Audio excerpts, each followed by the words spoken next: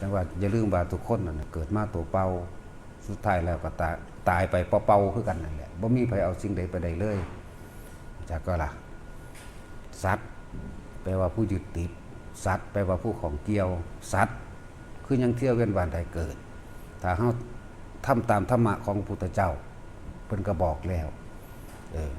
อารมณ์ที่ของเกี่ยวอยู่กับโลกอาสวะอารมณ์ที่ยังยึดติดถือมั่นหรือข้องเกี่ยวกับบุคคลสัตว์สิ่งของยึดติดในความยินดีพอใจและไม่พอใจนั้นถ้าเฮายังมีความยึดติดถือมั่นหรือคิดถึงบุคคลผู้ใดผู้หนึ่งในโลกนี้ทรัพย์สมบัติอย่างใดอย่างหนึ่งในโลกนี้อารมณ์อะไรหนึ่งในโลกนี้เฮาก็ยังเอาความพอใจนั่นแหละกลับมาเกิดกับโลก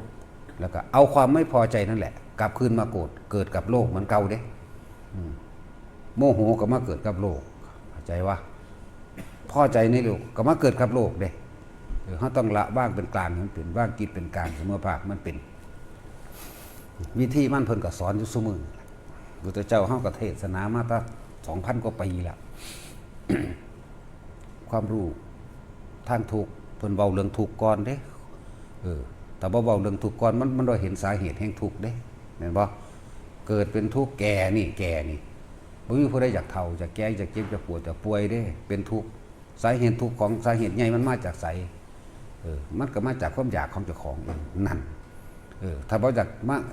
ถ้าบ่อยากมาทุกข์เจ้าก็เห็นสาเหตุแห่งความอยากของเจ้าเองเมื่อเห็นแล้วเจ้าก็หาวิธีดับของเจ้าเองตัว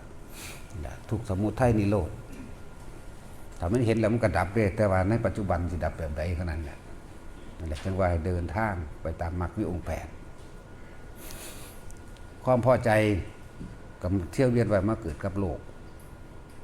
ความบ่พอใจก็เที่ยวมาเวียนว่ายมาเกิดกับโลกเฮ็ดจังใดเฮาสิเป็นกลางๆเฮ็ดจังใดเฮาสิบ่มีอารมณ์ความรู้สึกในความพอใจและไม่พอใจใดนี่แหมนั่นแหละเฮ็ดจังใดเฮาสิละอารมณ์ใดนี่แหมอาสวะนี่คืออารมณ์คักๆนั่นเด้อภาษาบาลีว่าอาสวะขยะนั่นไหม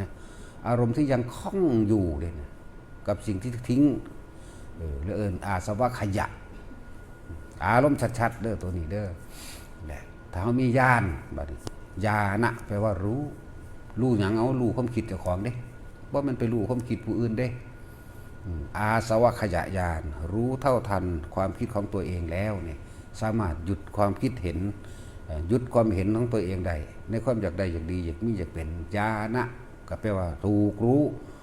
ความคิดถูกรู้แล้วมันก็หยุดของมันเองหรอกนั่นแหละหากินซ้ำตายเด้อไผก็ดีแค่นั้นแหละรวยก็รวยไปป่วยไปเจ็บไปปวดไปตายจนก็จนไปป่วยไปเจ็บไปปวดไปตายแต่บ่ว่ารวยบ่ว่าจนในบัดนี้ทุกคนทุกข์เสมอกันนะเกิดเป็นทุกข์เบิดนั่นแหละแต่ทุกคนสามารถที่จะปฏิบัติตนเองเพื่อให้เขาถึงพระนิพพานได้เสมอกันเด้บ่ได้เลือกนั่นแหละจังว่า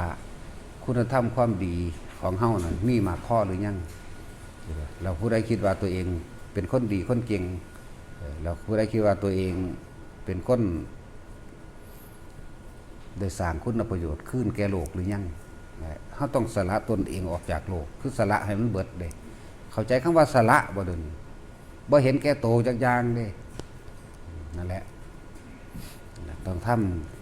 ำการให้ก็ให้เป็นกลางจังบ่คำว่ามัชฌิมาเป็นกลางการให้ทานก็ให้ทานมันพอประมาณพอสมควรคือเป็นกลางมันวางจิตเป็นกลางจังซี่นะหลายคนเข้าใจว่าให้ทั้งเบิดแต่ของบ่มีกินเด้มันสิท่วนมาจังซั่น